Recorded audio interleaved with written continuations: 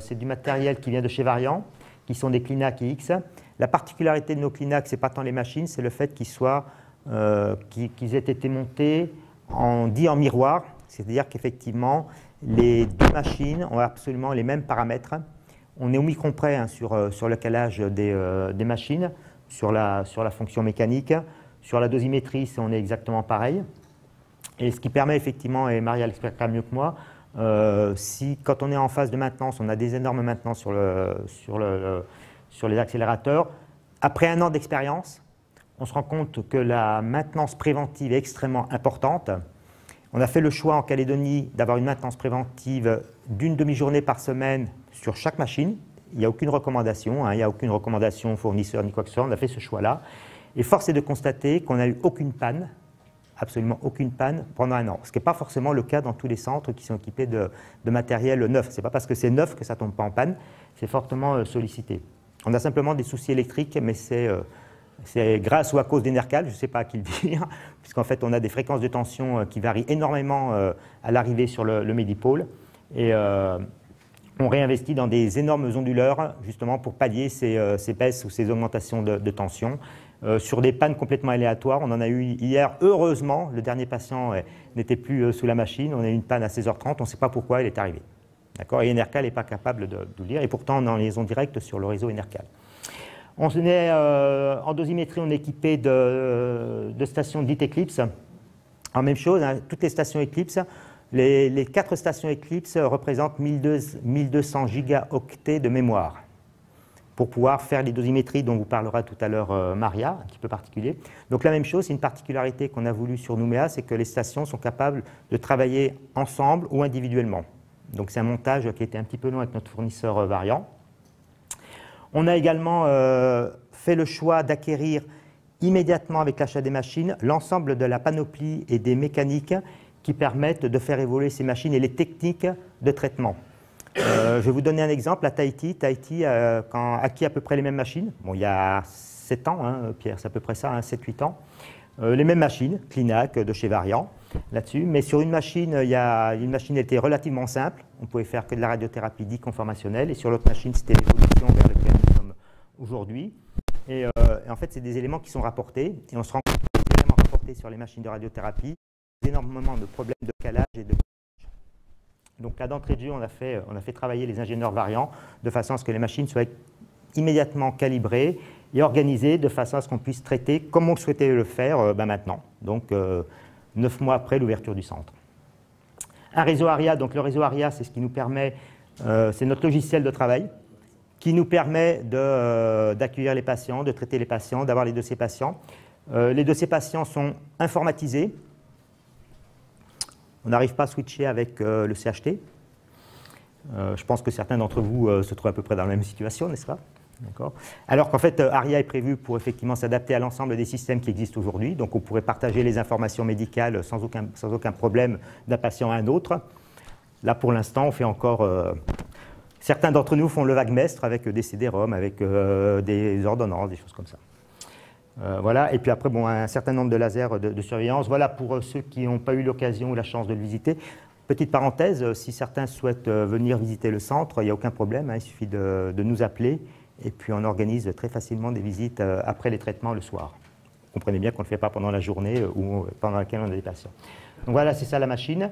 Un scanner dédié, donc il n'a rien de particulier, si ce n'est qu'effectivement ce scanner, on a ici sur ce scanner des lasers.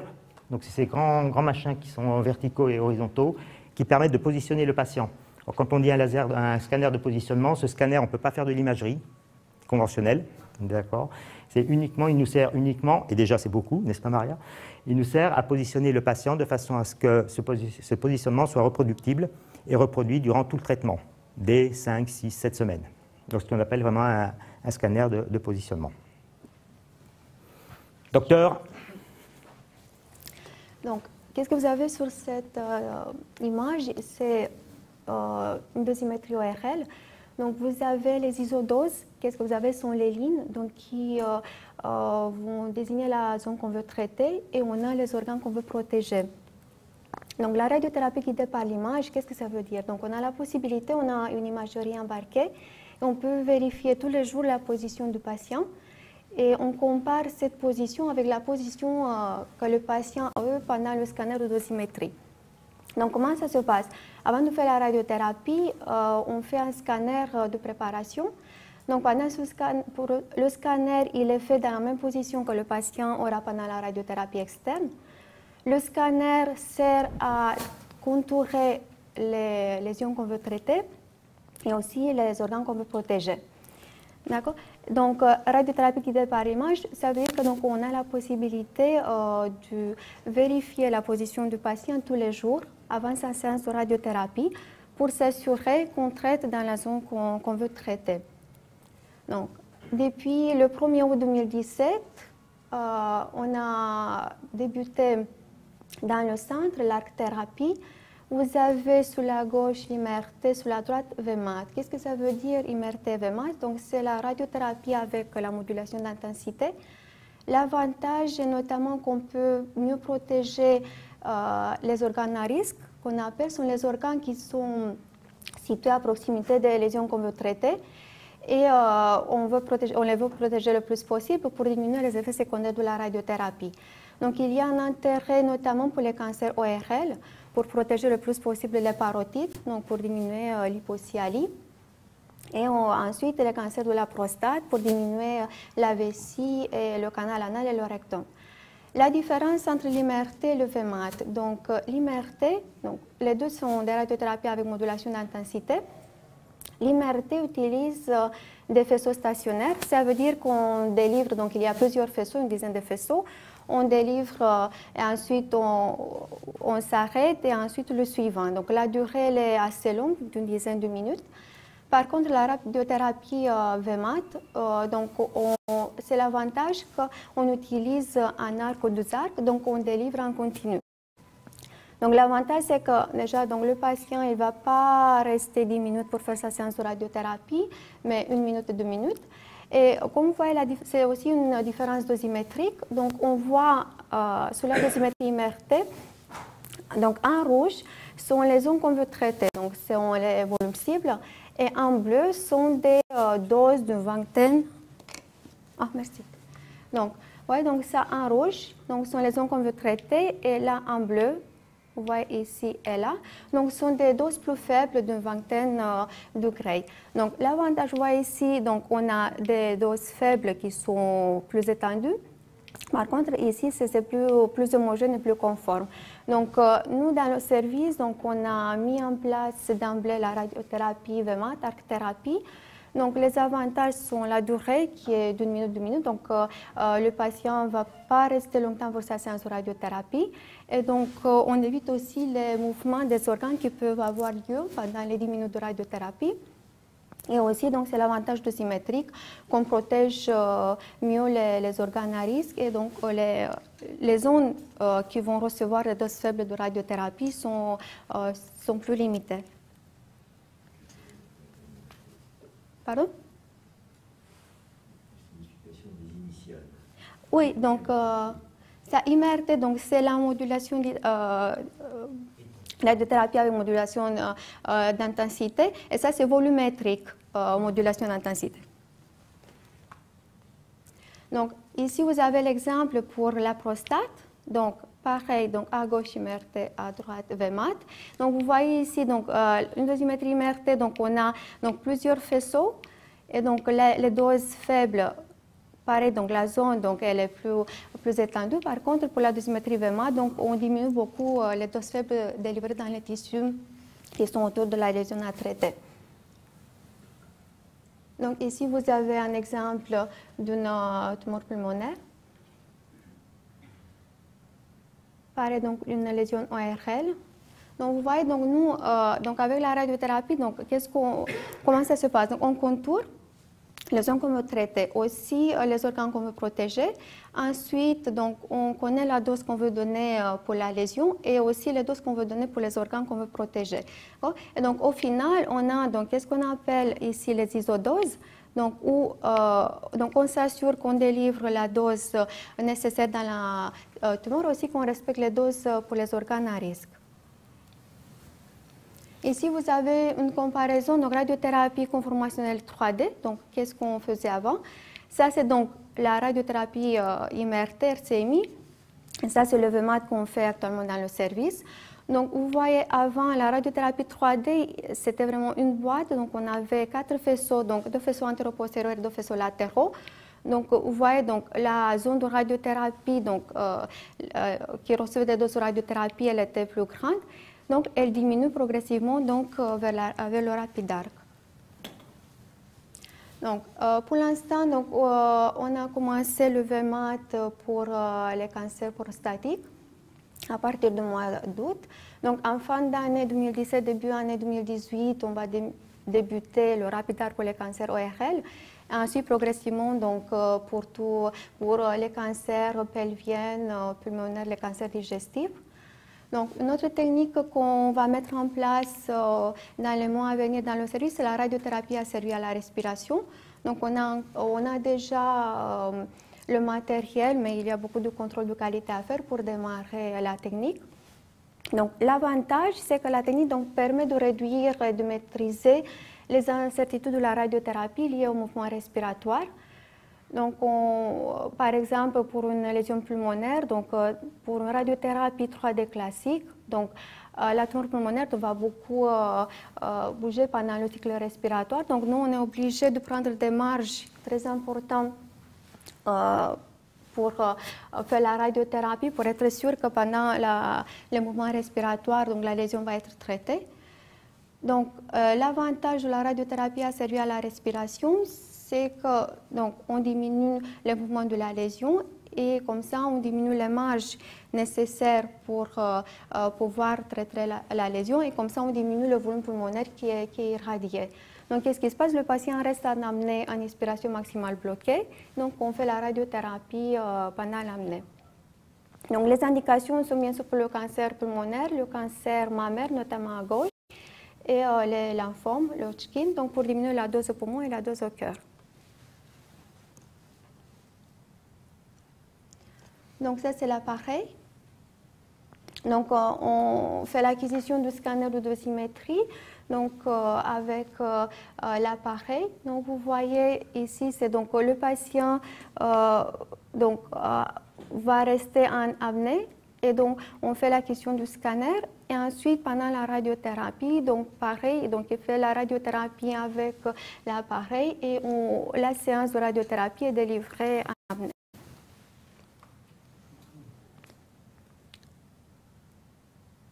Donc, l'avantage aussi, donc, vous voyez, donc, pour les coronaires, d'accord, donc, actuellement, donc, sans la radiothérapie asservie à la respiration, donc elles peuvent être traitées, donc prises dans le champ de radiothérapie, donc pendant la séance. Et par contre, donc elles sont protégées, donc on fait la radiothérapie en apnée, donc elles sortent du champ de radiothérapie comme ça, donc on diminue les effets cardiovasculaires après la radiothérapie. Donc, autre technique à venir, donc c'est la stéréotaxie.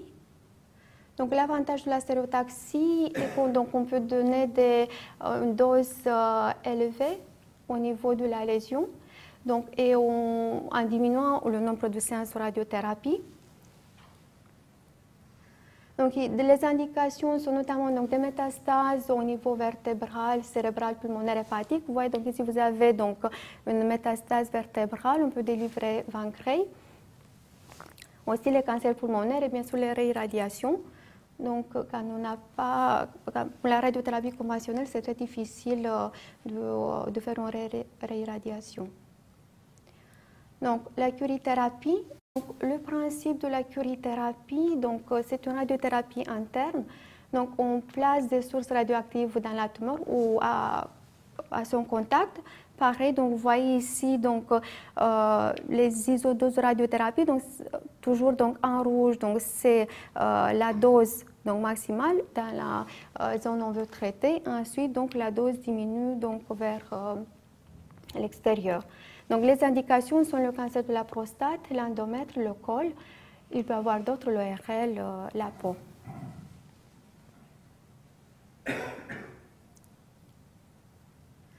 Aussi, donc, c'est une technique, donc la radiothérapie péropératoire. Donc, le principe, c'est de faire une séance de radiothérapie dans le lit opératoire, donc, par exemple dans le cancer mammaire.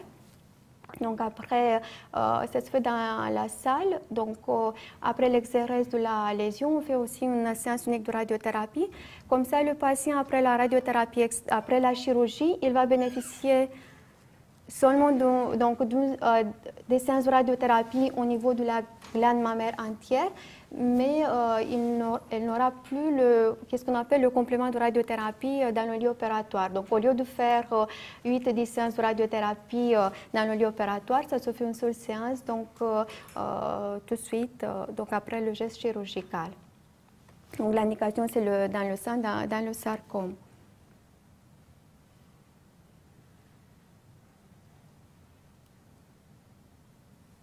Bon, les effets secondaires de la radiothérapie, donc il peut y avoir des effets précoces, des effets tardifs.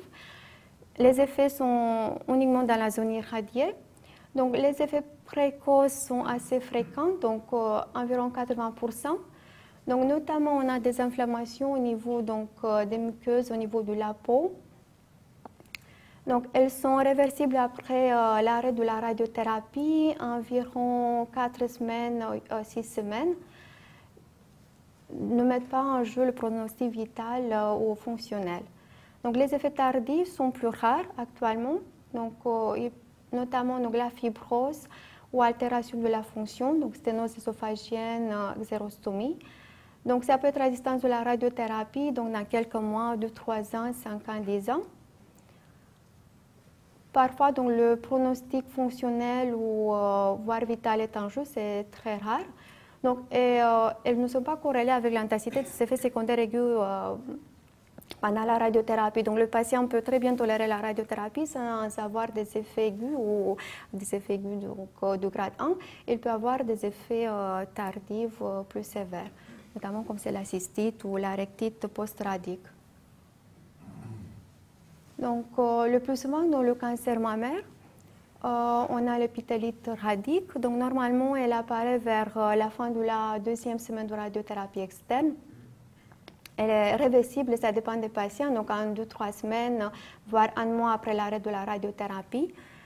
Donc, la conduite à tenir, donc la prescription des crèmes, des pommades, des pansements, ça dépend en fonction du grade de l'épithélite, donc le grade 1 ou grade 2, grade 3, grade 4.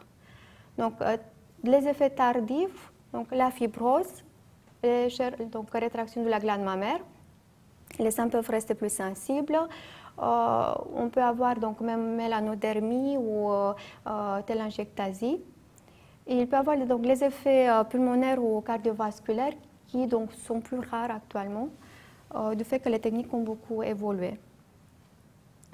Donc ici, donc vous avez donc ça par exemple. C'est donc une épithélite de grade 1.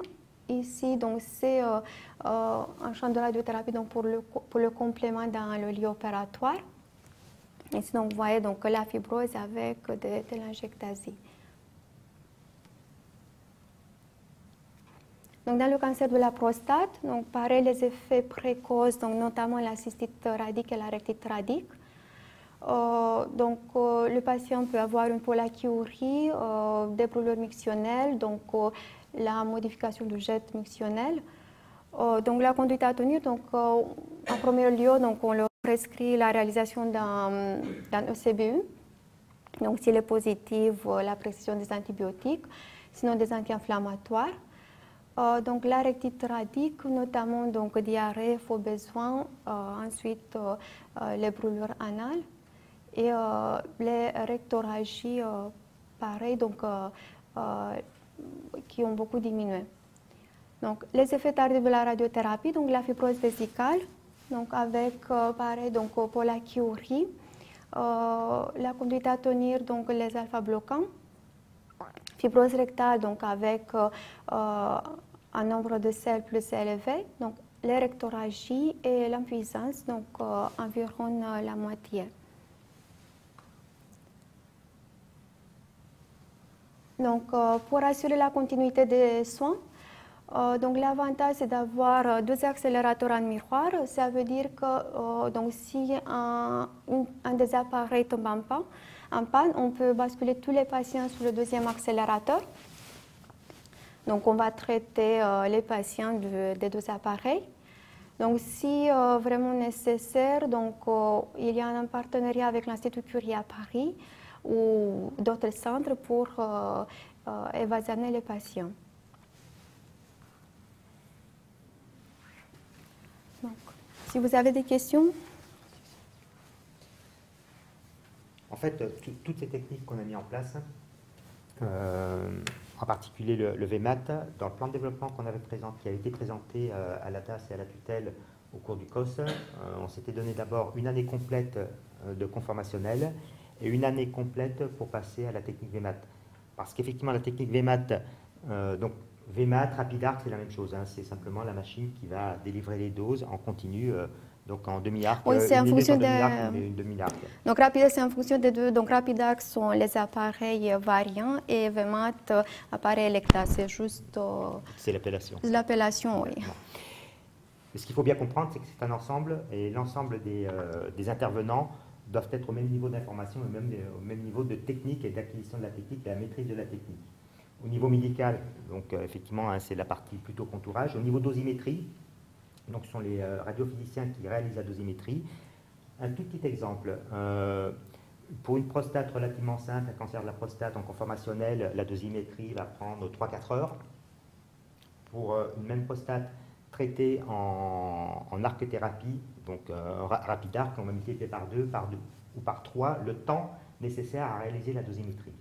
Parce qu'effectivement, comme la machine ne s'arrête pas durant toute sa rotation de demi-arc, il faut calculer l'ensemble des faisceaux et ses degrés par degré. Donc effectivement, on a des machines qui permettent de calculer ça, donc des unités de calcul relativement importantes, mais il y a quand même un travail des radiophysiciens et ensuite des radiothérapeutes pour valider tout ça qui est relativement conséquent. Première chose, donc ça prend plus de temps. Ça prend plus de temps sur le contourage également. Et puis ensuite, pendant le traitement, ce sont les manipulateurs radio qui interviennent et l'objectif et le rôle des manipulateurs radio, c'est de repositionner les patients systématiquement pendant les 30 séances dans la même position, et vraiment dans la même position. Et on s'est rendu compte très très tôt, hein, dès le mois de mai, qu'on a une certaine population avec forte corpulence, hommes ou femmes, et que la reproductibilité de la position, ce n'est pas quelque chose de gagné. Donc on a très vite recommandé du matériel pour repositionner, pour pouvoir caler, hein, c'est vraiment des cales, on appelle ça des cales de placement, c'est un certain nombre de patients. On vient de recommander encore une série qui va nous permettre de les caler un petit peu mieux, en particulier les hommes ou les femmes de très forte corpulence. La table est relativement étroite, elle fait 35 cm. Donc c'est pas très large hein, là-dedans.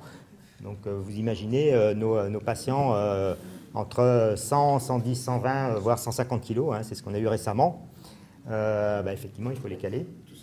On utilise de temps en temps des sangles. Hein. Il y a 2 sangles spéciales, effectivement, pour que les gens ne se produisent pas. En fait, tout ça pour vous dire qu'effectivement, il y a l'ensemble de l'équipe médicale qui doit être au fait et au même niveau de technologie et d'appréhension de la technique. Il y a des échanges en permanence. Il faut que les gens comprennent. Et c'est vrai qu'on a fait le choix de démarrer cette technique RapidArc beaucoup plus tôt que ce qu'on avait prévu, de façon à ce que l'ensemble des personnels partent en formation. Donc les personnels sont partis en formation à l'extérieur du territoire. Tu pars prochainement à Singapour d'ailleurs hein, sur un colloque de l'Estro-ORL justement sur la sphère ORL plus particulièrement. On a eu une grosse formation interne par des ingénieurs qui sont venus, une personne qui est venue de Belgique en particulier, et puis en formation continue de la part des médecins des radiophysiciens auprès des manipulateurs radio. Et c'est vrai qu'aujourd'hui, voilà, on a pratiquement 8 mois d'avance sur le plan de développement des points de vue des techniques médicales. Ce qui va nous permettre effectivement dès 2018 d'aborder la stéréotaxie avec du matériel différent, avec des techniques de dosimétrie encore un petit peu différentes. Je pense que tout ça, ça doit le faire aussi parce que l'équipe est jeune, hein, moyenne d'âge de 32 ans. Donc effectivement, c'est plutôt des gens qui en veulent et qui ont envie d'apprendre proprement dit.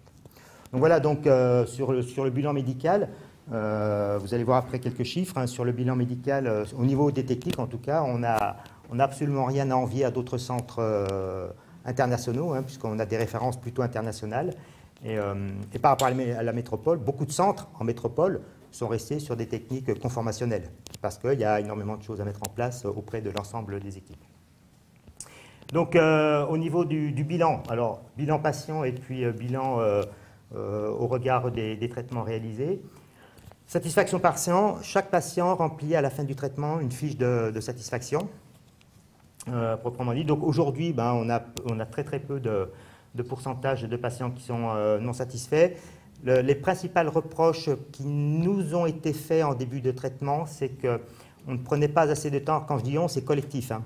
On ne prenait pas assez de temps à expliquer qu'est-ce qu'était un traitement en radiothérapie. Les gens venaient dans le centre, les gens étaient envoyés par les spécialistes d'organes. On dit, il faut que je fasse un traitement. La chimio, on a la même problématique, hein, entre parenthèses.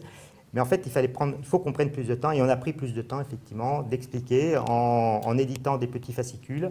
Alors, au départ, on avait quelque chose d'un petit peu généraliste. Très rapidement, à partir de mai, hein, c'est ça, on a publié les fascicules prostate sein, donc par organe. Et en fait, les radiothérapeutes distribuent ces fascicules. Et puis, on a demandé aux manipulateurs radio. Les manipulateurs radio sont en contact permanent avec les patients. C'est vraiment les personnes qui les rencontrent tous les jours. Une toute petite anecdote, hein, c'est au mois de février, on a un patient qui a fait une demande en mariage d'une de nos manipulatrices. Et c'était pas un fake, hein. C'était vraiment ça, donc c'était assez étonnant. Et c'est vrai que généralement en fin de traitement, on mange pas mal de gâteaux, hein. De gâteaux au chocolat, on en a beaucoup. Mais ce que je veux dire par là, c'est qu'effectivement, le fait de prendre du temps à expliquer aux patients, leur réexpliquer régulièrement pendant le traitement qu'est-ce qu'il en est, quels effets secondaires, comment ça va être traité, comment ça va être soigné, ça nous a permis effectivement d'augmenter le pourcentage de satisfaction. Ce qui nous manque, Jean-Maurice le sait, c'est les chaînes de sport pour les hommes et les femmes, hein, puisqu'effectivement, on n'a pas les chaînes de sport à la télé. Anecdotique également, on s'est rendu compte, on avait imaginé un parcours patient l'an dernier, même période, on avait dans notre tête imaginé un parcours patient de façon à ce que les patients ne se croisent pas. Tous les centres que l'on avait rencontrés, que ce soit en Europe, que ce soit dans la zone, je pense Australie particulièrement, nous disaient il ne faut pas que les patients se rencontrent, il ne faut pas que les patients se croisent. Donc tous les centres sont organisés, la majorité des centres sont là-dessus. Et en fait, on a abandonné ça au bout de 15 jours. Parce que, déjà, les patients, ils ne prenaient pas la bonne sortie, donc ils partaient un peu dans tous les sens. Il n'y a que 2 portes, hein. Ce n'était pas bien compliqué pourtant, là-dedans, mais voilà, ils ressortaient par la porte d'entrée, et puis en fait, ils passaient du temps à discuter entre eux. Donc, soit ils arrivaient très tôt, quand je dis très tôt, on a des patientes qui sont arrivées 1 heure, 1 heure et demie avant le démarrage de leur traitement. Traitement qui dure 10 minutes, hein, là-dedans, parce qu'elles voulaient rencontrer une autre patiente qu'elle avait croisée dans le centre. Et ça discutait. Et dans la salle d'attente, on a mis une télé, et les gens venaient là pour regarder leurs émissions. L'après-midi, c'était les telenovelas. Donc je peux vous parler des telenovelas maintenant que l'on a sur NC Première parce qu'elles tournent en permanence. En fait, on s'est rendu compte très vite qu'il y avait aussi un effet d'échange entre les patients autour de leur traitement. Ce qu'on n'avait jamais imaginé. Mais absolument pas. Et en discutant avec les médecins, ce n'était pas quelque chose d'assez récurrent. Donc c'était intéressant et très rapidement on a travaillé avec la Ligue contre le cancer pour une organisation un petit peu différente et je laisserai Jean-Maurice vous en parler un petit peu plus là-dessus. Au niveau de l'évolution également, donc, on a été audité l'an dernier, le 29 septembre par l'autorité de sûreté nucléaire. L'autorité de sûreté nucléaire et l'autorité de surveillance des centres de radiothérapie. En Nouvelle-Calédonie, il n'y a aucune réglementation dédiée à la Nouvelle-Calédonie. On n'a pas le droit de pays, bien sûr, hein, puisque ça vient d'ouvrir. Donc le territoire a une convention très spécifique avec l'autorité de sûreté nucléaire et tous les ans, à la demande de la direction des affaires sanitaires et sociales, on a une équipe d'ingénieurs de l'ASN qui viennent auditer le centre de radiothérapie. Donc l'an dernier, c'était pour l'ouverture. Donc on avait eu l'autorisation d'ouverture pendant 1 an.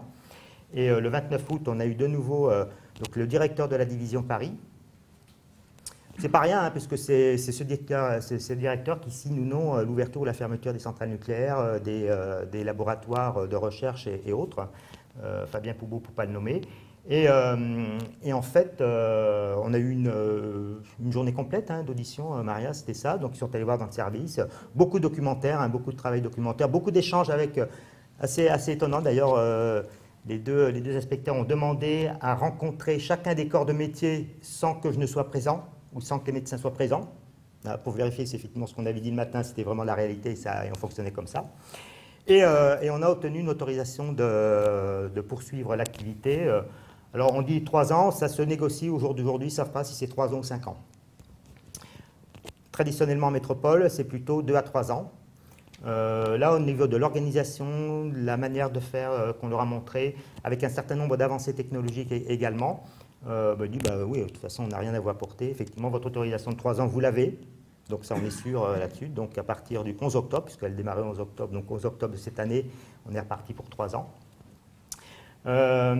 Pourquoi? Parce que, déjà, c'est ce qu'on marque ici, parce que ça a été dit plusieurs fois pendant l'audit, c'est que, en fait, l'autorité de sûreté nucléaire est extrêmement attentive au contrôle qualité et au système du management de la qualité en radiothérapie. Donc, pour certains, vous avez peut-être entendu parler de la norme ISO 9001 dans le secteur industriel, hein, c'est exactement pareil. Ben là, on est sur la même chose sur la radiothérapie. Donc, c'est effectivement des documents. On a actuellement 296 documents qui nous permettent de travailler, qu'on doit mettre à jour d'une manière assez régulière quand il y a des modifications.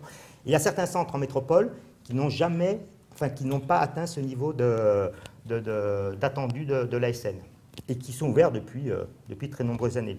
Et donc, Fabien Pouvou nous a dit, et c'est vrai que c'est un satisfait pour l'équipe, pour l'ensemble de l'équipe, parce que tout le monde a beaucoup travaillé pendant 1 an, c'est de dire, voilà, en 1 an, vous avez réussi à faire ce que certains centres n'ont pas atteint ce niveau-là.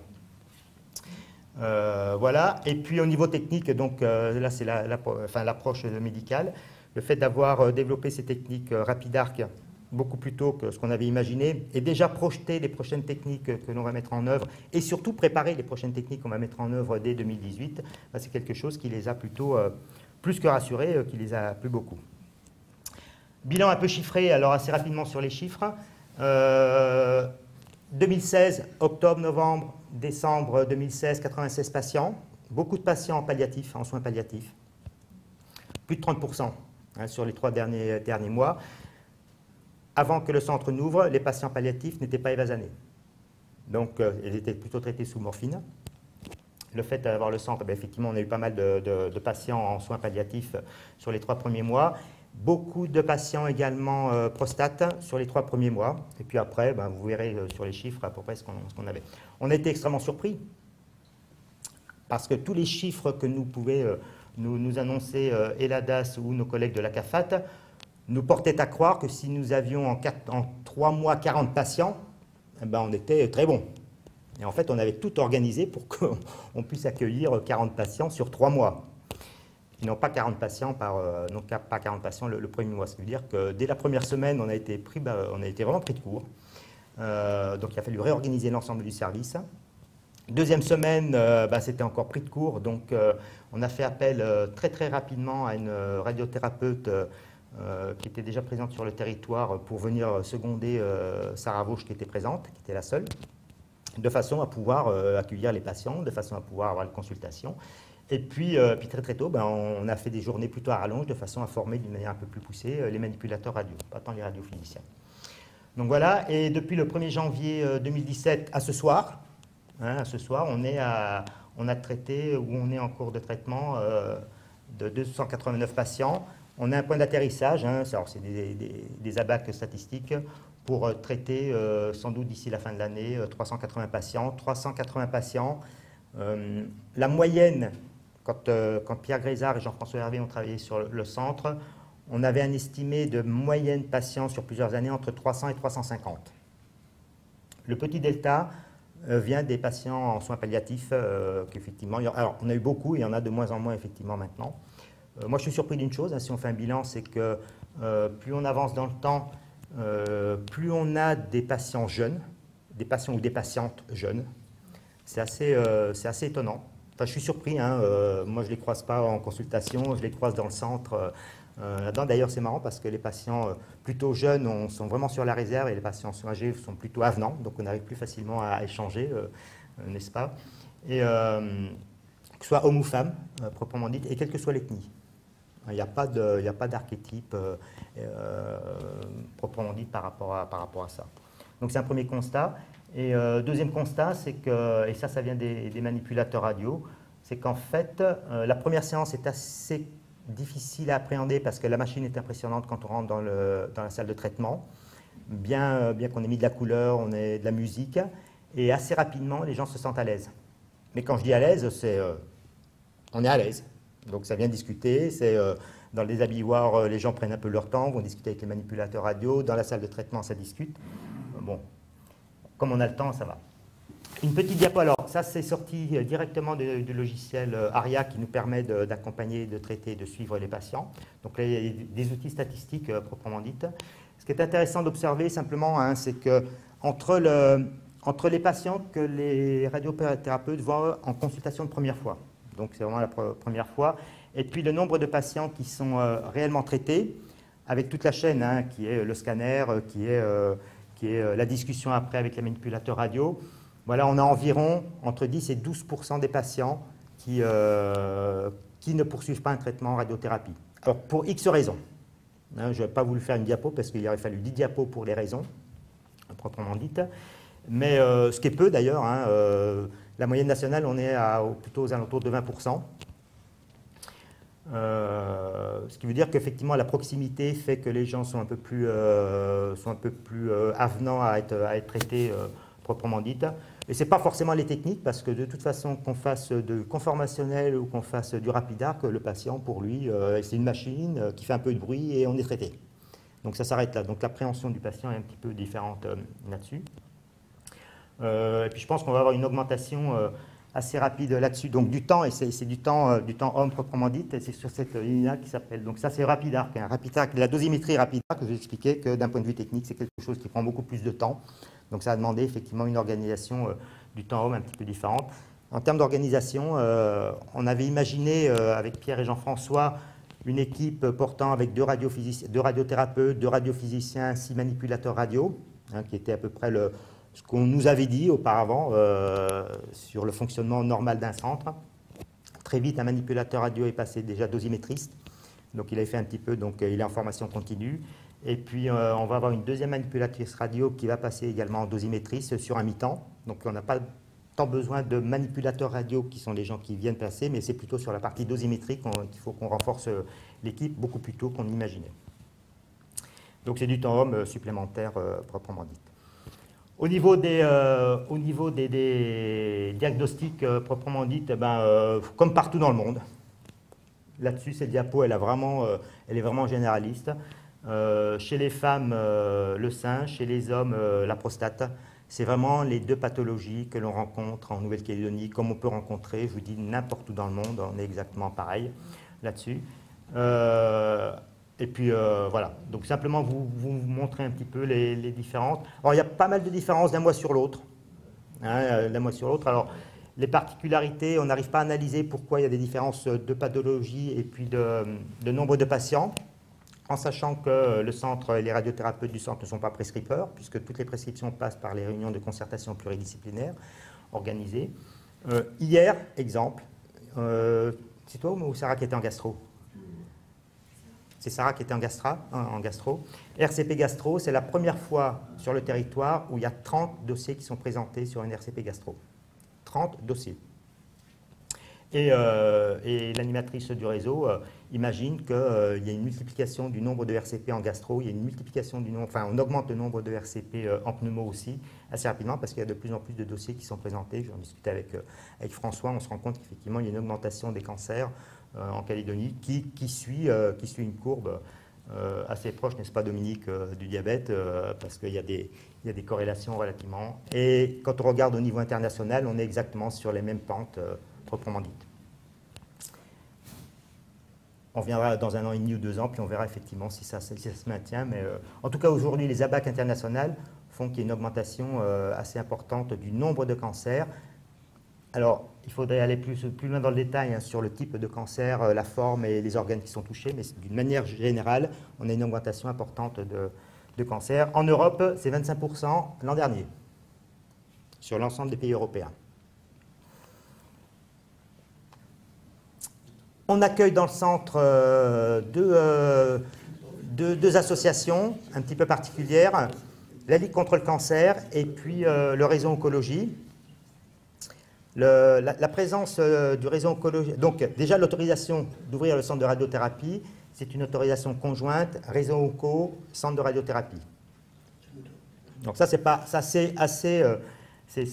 anodin parce que c'est la première fois que ça se produit dans notre environnement métropolitain, enfin républicain. Et puis, comme il fallait tout inventer et qu'on partait de zéro, on s'est dit il faut peut-être trouver autre chose pour accompagner les patients en péri-traitement. Et la phase de péri-traitement est extrêmement importante. La Ligue contre le cancer faisait déjà ça pour les patients qui étaient évasanés sur les prises en charge et autres. Et donc on a rencontré très tôt son président, qui va venir me rejoindre. Et de façon à ce qu'effectivement les bénévoles de la Ligue interviennent auprès des patients. Et très très tôt, puisque Jean-Maurice a vous expliqué, très très tôt, on les accueille, la Ligue, avec du personnel, accueille le patient dès le premier pas dans le centre de radiothérapie. Je te laisse parler maintenant. Oui. J'avais assisté à la démarrage. Ouais.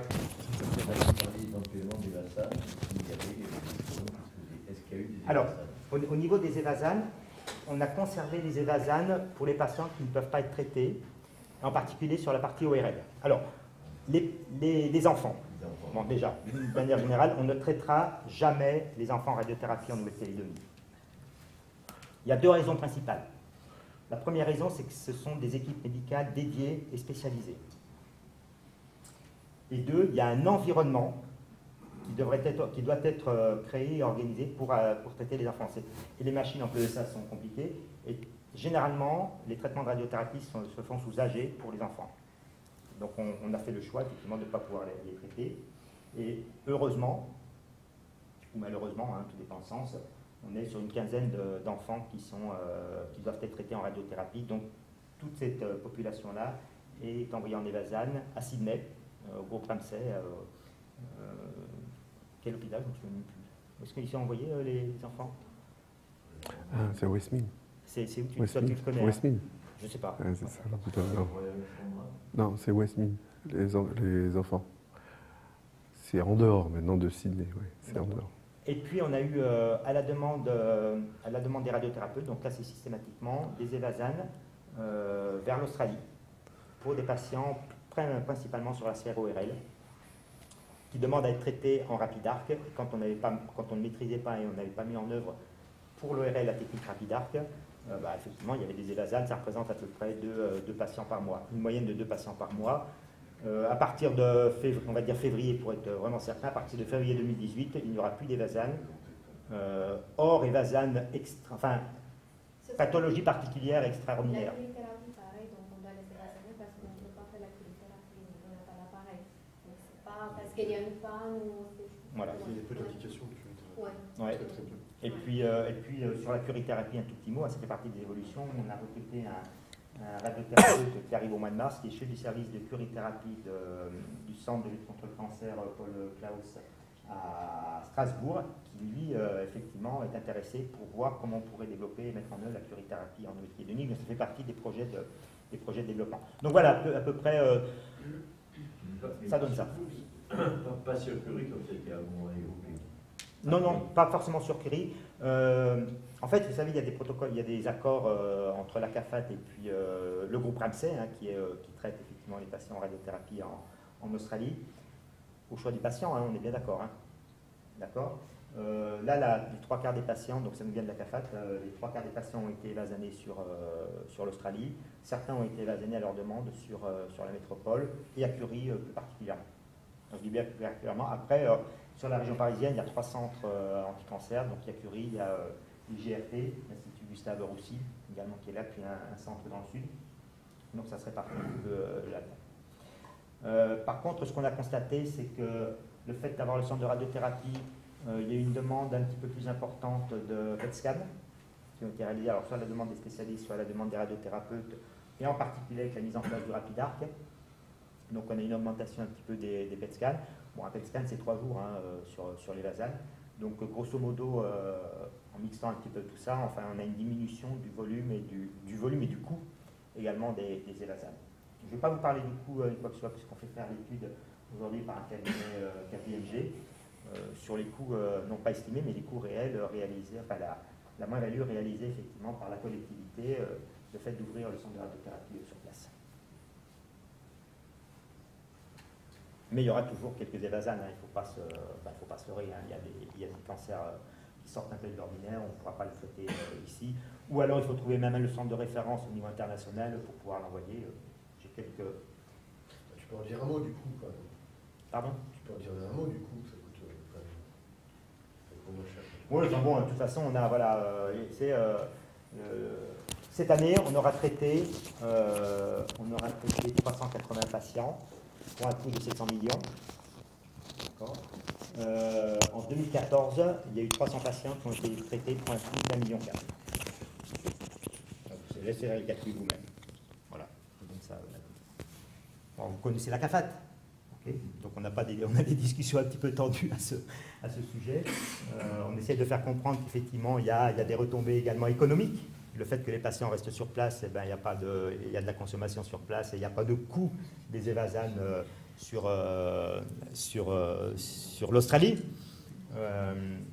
Par rapport à ça, bon, ce que l'on sait de source sûre, c'est qu'il y a un poste au niveau des Evasan qui a été supprimé aujourd'hui et que la pension Beautemps-Beaupré, que connaît très bien mon voisin de gauche, est en train de diminuer le nombre de personnes pour l'accueil des patients. Donc on a une diminution d'accueil des patients sur Beautemps-Beaupré.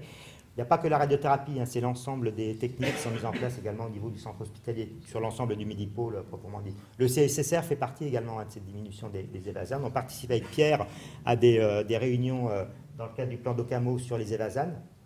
Et l'objectif, il est clair, hein, c'est de diminuer au maximum le nombre d'Evasan et forcément le coût des Evasan proprement dit. La Ligue, un petit peu. Ah, c'est à moi. Ah, il n'y a pas d'autres questions techniques?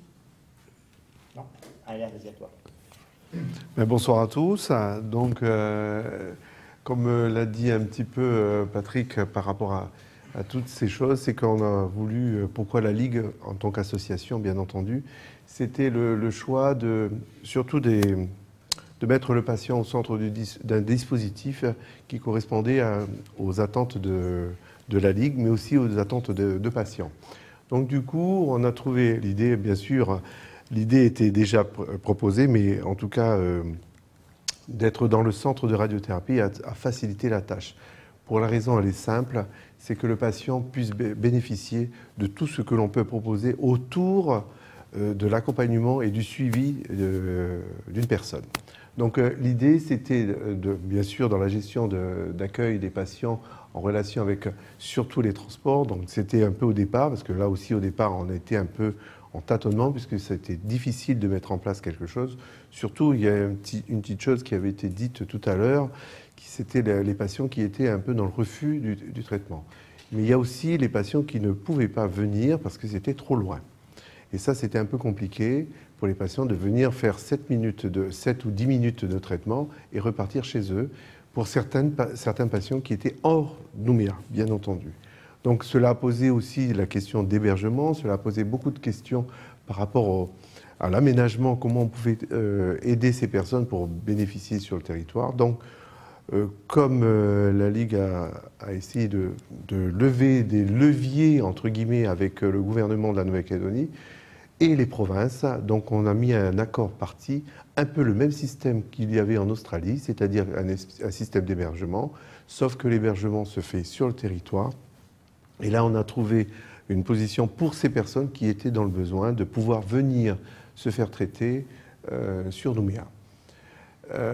Cette chose-là a été un poids à mettre, lourd et puis de conséquences parce que ça a été difficile d'avoir des tractations avec les provinces, les communes, la CAFAT, les mutuelles et ainsi de suite. C'était très compliqué et je pense qu'on a mis un certain temps avant de réaliser les choses.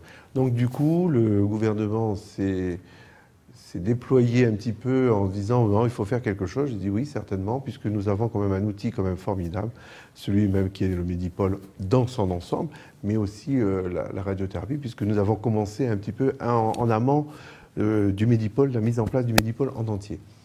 Donc du coup, tout ça s'est posé beaucoup de questions et on a rappelé aussi au gouvernement que c'était nos ressortissants. On le faisait quand ils partaient en Australie, ils avaient le départ, ils arrivaient, ils étaient pris en charge, tout était mis en place, donc il n'y avait pas de souci. Et là, on était tombé devant une situation où on a quand même trouvé des gens où il a fallu au début héberger au pied, comme ça, au pied levé, un peu partout dans des endroits qu'on connaissait entre nous, puisque nous ne sommes que des bénévoles dans notre association. Donc du coup, on a essayé de voir qu'est-ce qui était faisable, surtout dans le respect aussi de la règle et du patient par rapport à un traitement qu'il suit. Donc on a discuté longuement aussi avec l'équipe du centre de radiothérapie et c'est comme ça qu'on a mis après véritablement en place le processus, on va dire, avec les transports et le logement. Donc on rajoutera le logement par la suite parce que c'est quelque chose qui a été très important pour les patients de pouvoir se poser quelque part à Nouméa et aussi d'avoir un transport qui les prend en charge entièrement et qui les emmène jusqu'au premier jour du traitement, jusqu'à la fin du traitement. Donc ça peut durer 3, 6, 7, 8 semaines, véritablement. Donc voilà. Pour en arriver à ça aussi, dans la gestion de l'accueil, pourquoi on a choisi ce moment-là pour aussi être présent dans le centre, c'était aussi de mettre les patients aussi à l'aise et de rendre moins difficile, on va dire, les tracas qu'ils avaient tous les jours par rapport à comment ça va se passer, est-ce que ça va bien se passer, est-ce que voilà, des choses, on va dire, très terre à terre, mais dans le besoin de tous les jours, quoi, l'inquiétude que peut avoir une personne normale. Mais d'autant plus que, bien entendu, que l'étiquette cancer, forcément, ça jette un dévolu et ça jette un poids aussi assez conséquent sur la personne, mais aussi sur son entourage. Donc, comme vous l'avez expliqué un petit peu, le centre de radiothérapie, c'est un rez-de-chaussée. Donc, c'est le rez-de-chaussée. Et donc, nous, on est à l'étage. Donc, il n'y a pas 2 kilomètres, il y a juste un ascenseur. Et on est tout de suite pris en compte. Et là, on a mis en place ce dispositif d'accueil, c'est-à-dire qu'il y a le psychologue, le nutritionniste, il y a des podologues, il y a des masseurs, il y a du reiki, enfin toutes les choses qui peuvent aider ou donner un semblant ou une idée principale de dire je prends en compte la personne et du coup les personnes effectivement au bout d'une semaine de traitement.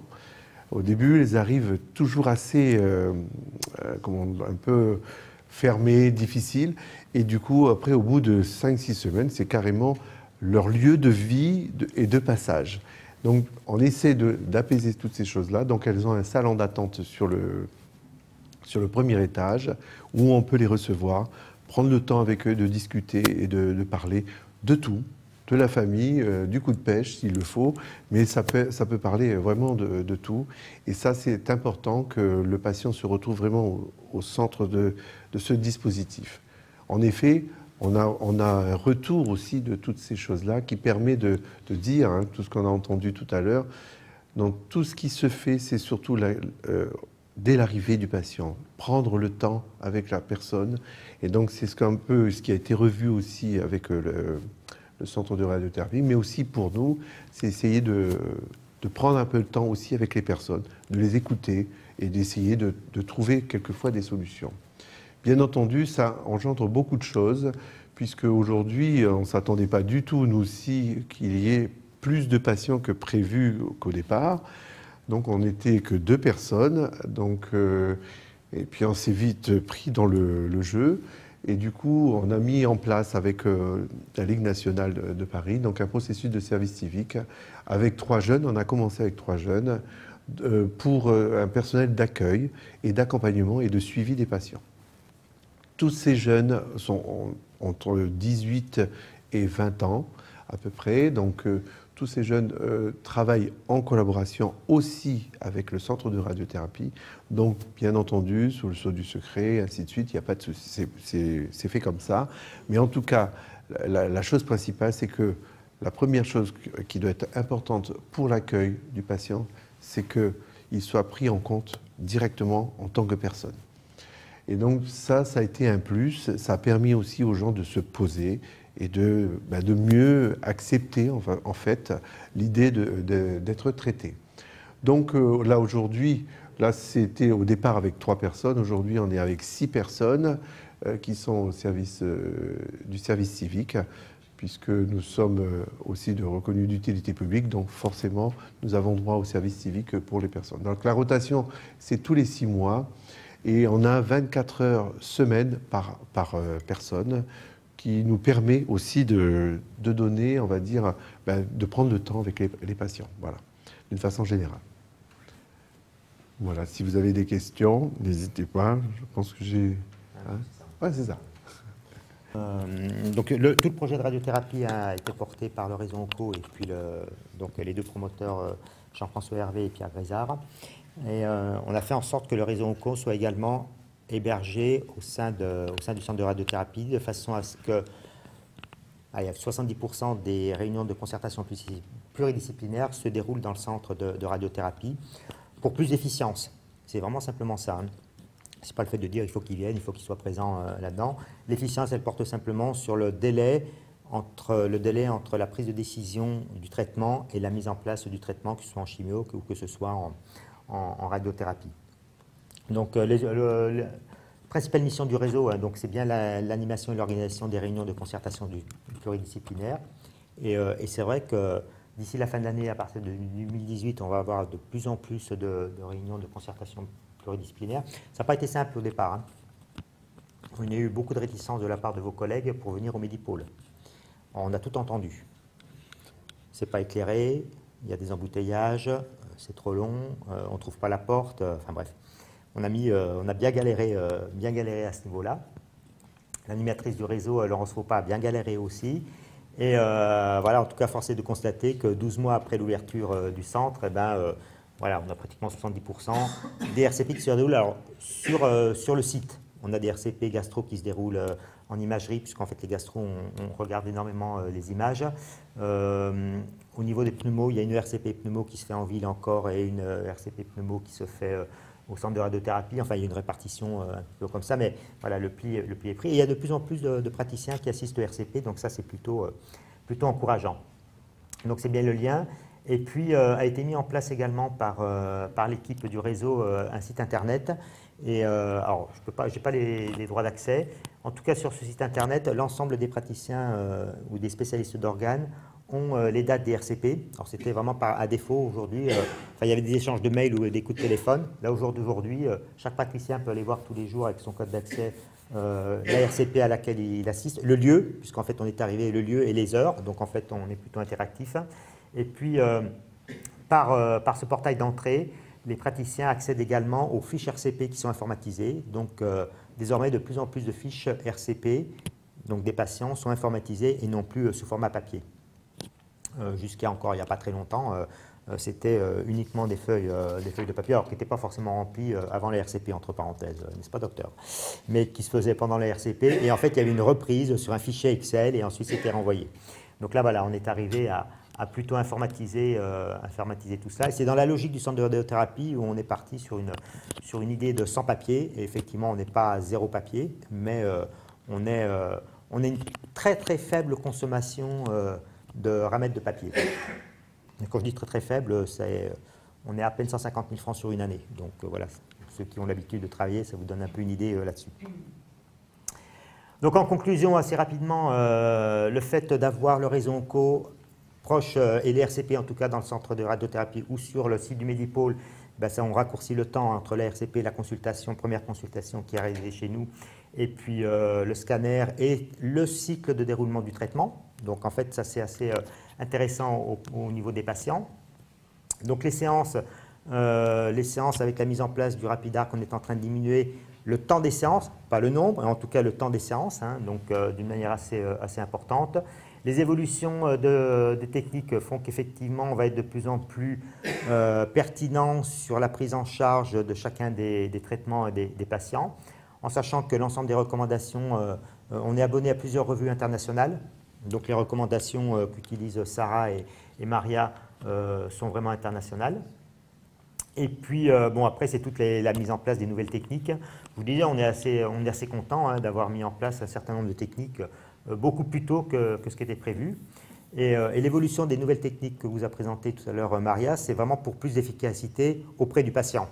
L'idée, c'est qu'effectivement, le centre soit plus efficient au niveau des patients, que le traitement soit plus efficace auprès du patient et qu'il passe le moins de temps possible dans le centre. C'est vraiment la priorité là-dedans. Au-delà du fait, effectivement, qu'ils viennent boire un café quand les gens veulent discuter, boire un café à l'étage. Le fait de diminuer les doses, on diminue, vous avez vu, hein, le RapidArc permet effectivement d'éviter une diffusion proprement dite. Donc voilà, ce qui est intéressant d'observer, c'est que Pour tous les patients qu'on a traités, il n'y a pas eu de rupture de soins durant. Donc les patients qui démarrent un traitement vont jusqu'au bout du traitement. On a eu une petite... Enfin, on a été surpris, la période Noël, jour de l'an, l'an dernier, je ne sais pas si vous vous souvenez, Noël était un lundi, si je me souviens bien, et le jour de l'an était un lundi. Hein. C'est comme ça. Et on s'était dit, on n'est pas certain que jour de Noël, qu'il y ait des patients qui soient là, le jour de l'an, que les patients soient là et tout. Donc on a ouvert en équipe réduite, et en fait, tous les patients sont venus. Le jour de Noël, le lendemain de Noël, le jour de, le premier de l'an et le lendemain du premier de l'an. Et on a eu tous les patients programmés. On a rameuté l'équipe assez rapidement d'ailleurs parce qu'on n'était pas suffisamment nombreux. Donc ça a été quand même un élément plutôt encourageant de ce côté-là. Et tous les centres nous avaient dit en métropole, vous allez voir, entre Noël et jour de l'an, il n'y a personne, les patients ne viennent pas et tout. Et ben, en tout cas, nous on les a eus, c'était ça. Et puis le fait qu'on investisse beaucoup dans l'entretien, dans la maintenance régulière du matériel, fait qu'effectivement, on arrive toujours à upgrader d'une manière assez régulière des matériels avec nos partenaires qui sont Philips ou Variant. Et en fait, on arrive vraiment à upgrader et les techniques médicales et le matériel qui va avec. On peut mettre en place du RapidArc si on n'a pas le matériel qui suit, si on n'a pas les personnels qui suivent pour la dosimétrie, ça ne sert à rien. Et là, effectivement, on a réussi en moins de temps que prévu de travailler là-dessus. Et puis moi, alors ça c'est très personnel maintenant, je suis assez fier d'avoir accueilli et la Ligue dans un premier temps et le réseau ONCO, parce que tout ça, ça fait un ensemble. Et c'est un élément pour lequel effectivement l'audit de l'ASN nous est très favorable et sur 3 ans ou 5 ans, c'est parce que, on peut le dire avec fierté, hein, il y a très peu de centres au monde, en tout cas visités par l'ASN, alors c'est plutôt la France, où dans la même structure, on retrouve le traitement, la prise de décision, le traitement et la prise en charge du patient. D'accord. Bon, c'est marrant parce qu'il y a des centres qui commencent à nous appeler pour savoir comment on a fait. Donc c'est bien, donc on est tranquille là-dessus.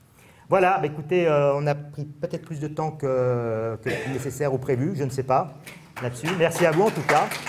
Merci à l'équipe.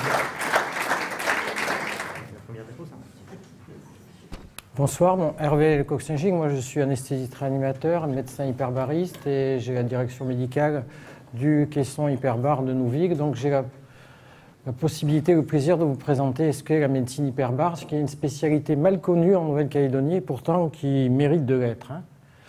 Alors qu'est-ce que l'oxygénothérapie hyperbar? En fait, c'est l'administration d'oxygène le plus souvent par le biais d'un masque facial à une pression supérieure à la pression atmosphérique. On utilise pour ça une enceinte close, chambre hyperbare, vulgairement appelée caisson.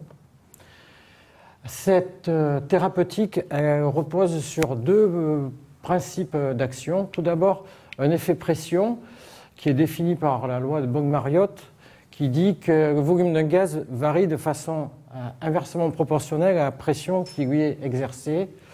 On voit qu'ainsi, sur une pression de 2 attas qui correspond à 10 mètres de profondeur, le volume d'une bulle est diminué de moitié par rapport au volume qu'elle occuperait en surface, et ainsi de suite au fur et à mesure que la pression monte. Cet effet thérapeutique il va être particulièrement recherché dans 2 circonstances pathologiques où il y a production de bulles de gaz dans l'organisme, qui sont les embolies gazeuses et les accidents de décompression de la plongée sous-marine. Et puis un deuxième effet qui est un effet oxygénation, et qui est celui qui est principalement recherché, qui est en effet l'oxygénothérapie hyperbare est la seule technique qui permette d'obtenir des pressions partielles en oxygène suffisamment élevées pour obtenir un effet thérapeutique intéressant. Tout ça est basé sur la loi de Henry qui est écrite en dessous. Alors cet effet oxygénation, il est composé en fait de plusieurs effets. D'abord un effet direct sur l'augmentation de l'oxygène dissous qui circule dans le sang. Cet effet il est très important puisque si vous voyez sur ce tableau, lorsqu'on est positionné à une pression de 3 attas, une pression absolue de 3 attas, c'est-à-dire équivalent de 20 mètres de profondeur et qu'on respire de l'oxygène pur, on a une quantité d'oxygène dissous dans le sang qui est 20 fois supérieure à la quantité d'oxygène dissous que l'on peut observer dans les conditions physiologiques sous 21% d'oxygène à la pression atmosphérique. Et cette quantité d'oxygène dissous qu'on peut obtenir à une pression de 3 attas en oxygène pur, elle serait suffisante pour pouvoir assurer la totalité des échanges métaboliques au niveau cellulaire. Autrement dit, on pourrait très bien se passer d'hémoglobine si on respirait dans ces conditions-là. Et ça a été démontré par des expériences animales sur ces cochons qui ont subi une exsanguination transitoire sous oxynothérapie hyperbare et qui ont parfaitement survécu après transfusion et avant qu'on arrête l'oxynothérapie. Il y a d'autres effets qui s'associent à cet effet direct qui comporte donc une augmentation importante de l'oxygène sous forme dissoute. C'est des effets d'abord circulatoires, puisque l'OHB elle entraîne une vasoconstriction hyperoxique au niveau des territoires tissulaires sains. Et lorsqu'il existe des territoires tissulaires ischémiques, on observe une redistribution du sang vers ces territoires ischémiques. Donc c'est une propriété qui est particulièrement intéressante dans certaines pathologies, en particulier chez le diabétique ou l'artéritique, qui de fait d'une macro ou d'une microangiopathie présente souvent des lésions tissulaires avec des retards de cicatrisation qui sont liés à l'ischémie tissulaire. Et puis en plus, cette vasoconstriction hyperoxique, elle s'accompagne d'un effet anti-œdème qui peut être intéressant dans la prise en charge de traumatismes sévères des membres pour éviter l'évolution vers un syndrome d'éloge ou même dans le cas de brûlure étendue et en phase aiguë pour éviter donc les pertes hydriques et par là même des quantités de perfusion de liquide de remplissage importantes. Puis un autre effet intéressant qui est un effet rhéologique, l'OHB, ça augmente la déformabilité des hématies, non pas par un effet pression, mais vraiment par un effet oxygénation qui permet un apport d'énergie supplémentaire aux globules rouges. Donc tout ça, ça favorise les effets la circulation dans les territoires ischémiques. Et puis aussi, on a un effet direct sur la cicatrisation.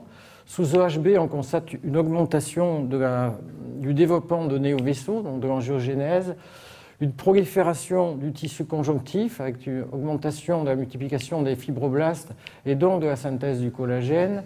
Il y a également un développement du tissu épithélial et un effet de restauration, de reconstruction osseuse par le fait d'une prolifération à la fois de l'activité ostéoblastique mais également ostéoclasique.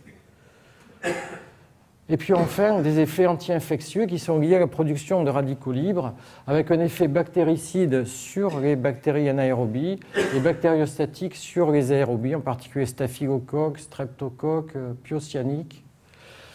Un effet anti-infectieux qui comporte aussi une augmentation des capacités de phagocytose des polynucléaires, et puis une potentialisation de certains antibiotiques comme les aminosides, les fluoroquinolones et la vancomycine. Donc tous ces effets que je viens de vous annoncer, ils ont un effet favorisant sur la cicatrisation, en particulier sur terrain ischémique.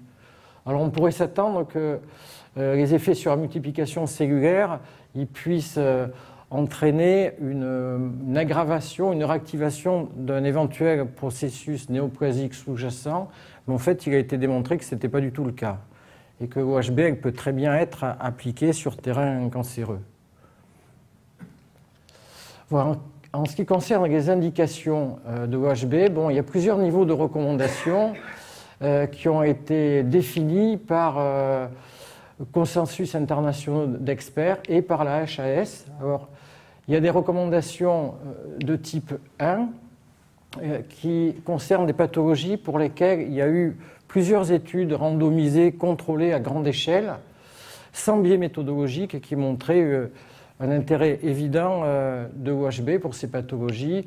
Bon, elles sont toutes inscrites sur le tableau, c'est les intox océo, l'embolie gazeuse, les accidents de plongée, les infections nécrosantes des tissus mous, les lésions radio-induites, en particulier cystite et rectite post-radique, les fractures ouvertes avec délabrement, Gustilo 3 en particulier, lorsqu'il y a une exposition osseuse ou une atteinte vasculaire artérielle. Et puis, les ostéoradionécroses en partie mandibulaire, que ce soit avec un effet préventif ou curatif. Et puis maintenant, depuis peu, les surdités brusques qui sont passées en niveau de recommandation de type 1. Et puis, à un niveau inférieur, on a des... Donc ça, ce sont des recommandations qui sont fortes. Puis à un niveau inférieur, on a des recommandations dites de type 2, pour lesquelles il y a eu peu d'études randomisées contrôlées à grande échelle, avec quelques biais méthodologiques, mais pour lesquels l'OHB est quand même recommandé. Ça concerne donc ces pathologies avec des lambeaux-musculo-cutanés à vitalité compromise, des syndromes d'écrasement de membres sans fracture, ostéomyélite chronique réfractaire, brûlure du second degré, les lésions du pied diamétique, nécrose de tête fémorale, les ulcères ischémiques, les autres complications de la radiothérapie que celles que je vous ai mentionnées précédemment. Et puis, bon, occlusion de l'artère centrale de la rétine et neuroblastome de stade 4. Et puis enfin, il y a, pour ça, donc, il y a des recommandations quand même pour appliquer OHB, mais moins fortes que dans le type 1. Et puis, en ce qui concerne le type 3, il n'y a pas de recommandation validée par HAS parce qu'il n'y a pas d'études randomisées contrôlées à grande échelle qui valident cet OHB dans ce type de pathologie. L'absence de preuve de bénéfice, ça ne veut pas dire c'est pas absence de bénéfice évident. Il y a une absence de preuve de bénéfice, mais ce n'est pas la preuve de l'absence de bénéfice. Hein. Tout ça simplement parce qu'il n'y a pas eu suffisamment d'études à grande échelle pour le démontrer, parce que des fois pour des raisons éthiques. Hein. Il n'a jamais été démontré par une étude randomisée à grande échelle qu'une chute d'un avion avec parachute, ça entraîne moins de mortalité qu'une même chute sans parachute. Il n'y a jamais eu d'études randomisées à grande échelle pour des raisons éthiques qui l'ont démontré. Voilà, donc ce sont des indications qui ne sont pas validées par la HAS, mais pour lesquelles l'OHB peut avoir des effets intéressants. Hein. Voilà, mis à part les accidents de plongée, les embouillies gazeuses qui nécessitent des niveaux de compression élevés, au équivalent de 30 mètres de profondeur, pour des raisons d'effet sur le volume des bulles. Hein. Dans tous les autres cas de pathologie, le profil d'une séance d'OHB, il est ainsi fait, c'est-à-dire qu'on a une durée totale de la séance qui est d'environ 1h25, avec un temps de compression et de décompression chaque fois d'un quart d'heure, et une durée d'exposition à 2,5 kata, c'est-à-dire équivalent de 15 mètres de profondeur, qui est de 55 minutes. Tout ça, c'est donc un oxygène pur. Alors, on peut être amené à effectuer une petite pause à l'air au milieu de cette période en palier pour limiter le risque de convulsion hyperoxique hein, lié à l'effet toxique de l'oxygène au niveau cérébral. Mais ce risque, il est très faible. Dans beaucoup d'équipes, et comme dans la nôtre, on a supprimé ce passage à l'air. Alors, bon, on peut faire 1 ou 2 séances quotidiennes. En fonction des pathologies, on peut être amené à faire 1, 10, 20 séances, soit 60, voire 80, en sachant que l'hyperoxie tissulaire générée par la séance, elle persiste après les séances. Donc il y a un effet cumulatif au cours des séances qui est particulièrement intéressant. Pour ce qui est des contre-indications, mais finalement, elles ne sont pas très nombreuses. Est-ce qu'il y a un risque tératogène à exposer une grossesse à l'OHB, en particulier au cours du premier trimestre? Ça n'a jamais été vraiment validé de façon absolue, mais le principe de précaution veut qu'on évite de mettre sous OHB une patiente enceinte du fait de la production, du risque de production de radicaux libres potentiellement toxiques pour les membranes cellulaires, les systèmes enzymatiques, etc. Il y a quand même une grosse exception à ça. Une intoxication au monoxyde de carbone qui survient sur une femme enceinte, c'est une indication incontournable d'OHB. On estime que, quelle que soit la symptomatologie présentée par la femme enceinte, on estime que le risque tératogène qui est très théorique est bien plus faible que le risque de mort fœtale in utero lié à l'intoxication par le CO. Le pneumothorax non drainé, évidemment, c'est une contre-indication qui est évidente compte tenu des régimes de pression qui sont imposés par la séance d'OHB. Les infarctus en phase aiguë, en fait, il y a très peu, OHB s'accompagne de très peu de contraintes au niveau cardio. Il y a une petite montée de la pression artérielle du fait de la vasoconstriction. Il y a une petite bradycardie qui s'installe. Dans l'infarctus en phase aiguë, on évite de le faire. Mais bon, il y a une vasoconstriction au niveau coronarien, certes, il y a la paroxie, mais le fait qu'il y ait une augmentation importante de la charge en oxygène dissous fait qu'il n'y a pas de souffrance myocardique générée par la séance, bien au contraire. Pour toutes les autres contre-indications, elles sont tout à fait relatives. C'est une question d'évaluation du bénéfice-risque par rapport à la pathologie présentée. Voilà. Lorsqu'on observe un peu l'activité au niveau des différents services hospitaliers qui pratiquent la médecine hyperbare, on constate qu'il y a une augmentation progressive de l'activité. Et cet engouement pour l'OHB, il s'explique par le résultat des communications scientifiques, mais aussi par le résultat sur le terrain, où on observe que pour certaines pathologies chroniques, l'OHB elle s'accompagne d'une amélioration du pronostic, d'une diminution des durées moyennes de séjour et finalement d'une diminution du coût global de la santé. Là, c'est une courbe qui concerne un service de médecine hyperbare du CHU de Marseille. Vous voyez que l'activité, jusqu'en 2013, elle a plus que doublé, et puis 2013, et en 2016 maintenant, elle a quasiment doublé à nouveau.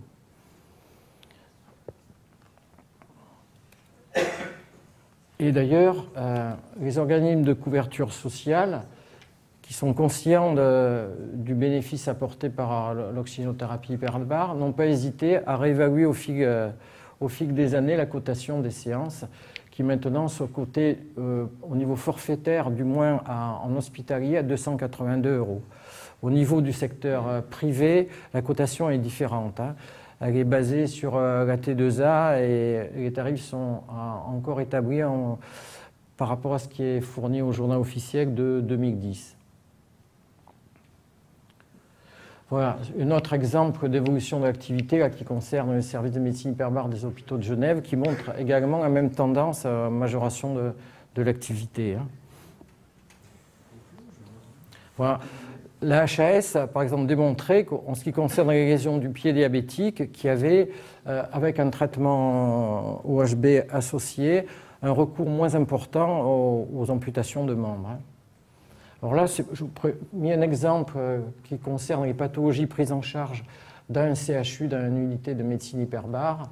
Bon, c'est sur une période d'une quinzaine de jours où il y a eu en moyenne 40 patients par jour. Vous voyez, le type de pathologie prise en charge, c'est essentiellement les problèmes de retard de cicatrisation, les pathologies post-radiques, les pathologies infectieuses. Et vous voyez que dans le contexte actuel, les accidents de plongée, ils représentent une part peu importante. Alors c'est vrai que cette évaluation, elle a été faite sur une quinzaine au mois de mars, donc c'est peut-être pas la période idéale pour le développement de la plongée sous-marine, mais surtout en Méditerranée. Voilà, là, sur deux diapos qui montrent un peu l'évolution des plaies sur terrain artéritique ou diabétique, avec un nombre de séances conséquent d'OHB, mais qui ont permis probablement de limiter le niveau d'amputation, avec des lésions qui étaient quand même importantes sur un terrain ischémique. Bon, je n'ai pas le temps de vous montrer beaucoup de photos. Là aussi, pareil, un niveau d'amputation qui a été relativement limité chez un diabétique artériopathe avec 60 séances d'OHB à la clé. Voilà. En ce qui concerne notre association Sécurité Plongée à Nouméa, donc, elle est basée en extra-hospitalier, malheureusement pour l'instant, sur l'esplanade de Nouville-Plaisance. Alors, elle fonctionne par le biais d'une convention avec le CHT qui est établie depuis 2007, qui est renouvelée tous les 7 ans jusqu'à ce que cette activité hyperbarique soit transférée sur le Médipôle. Alors, cette convention, elle limite les indications thérapeutiques à certaines recommandations de type 1.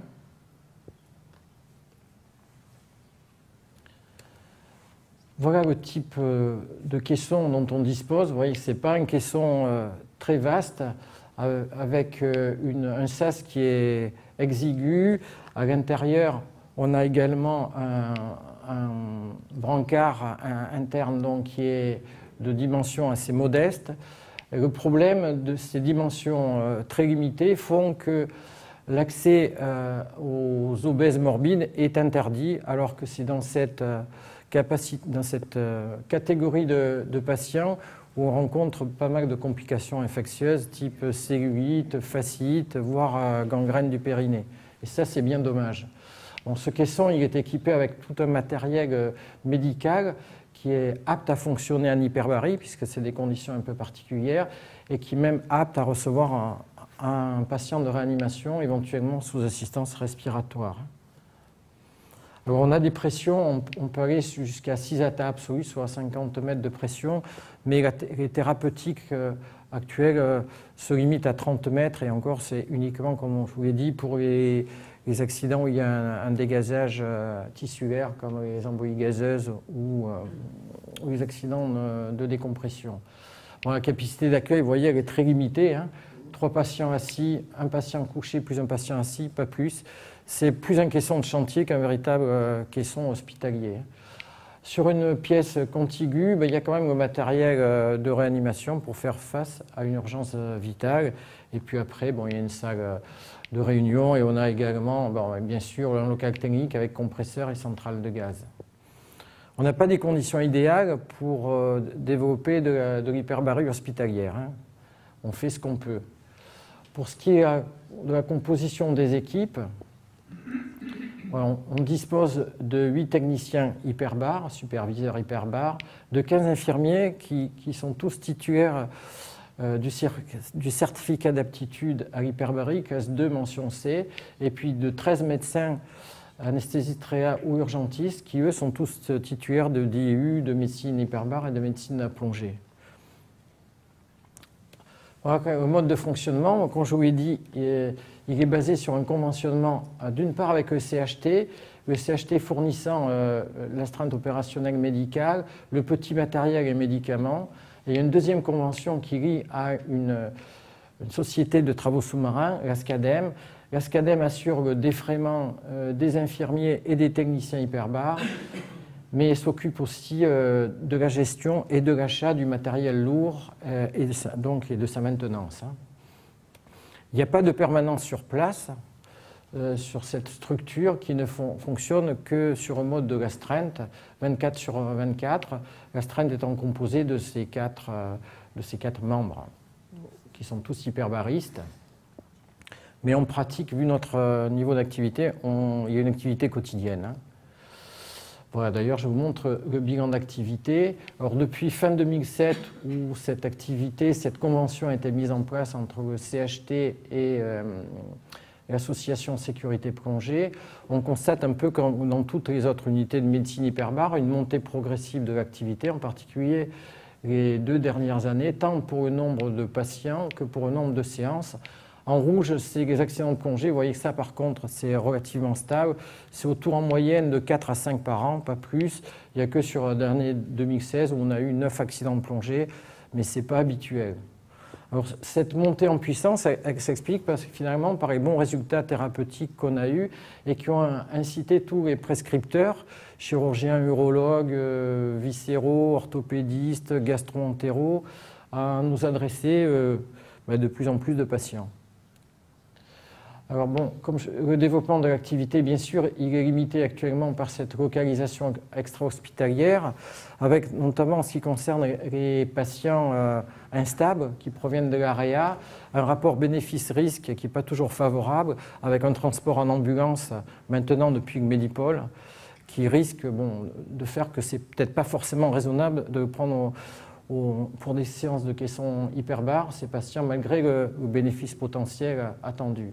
Puis la corpulence des patients, ça on l'a vu, pour les obèses morbides, qui ne permettent pas de pénétrer dans cette chambre hyperbare.